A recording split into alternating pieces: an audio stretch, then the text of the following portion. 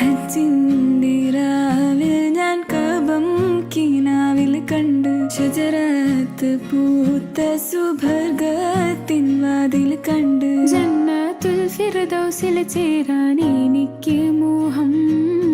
ഹൗലുൽ കൗസർ കുടിക്കാൻ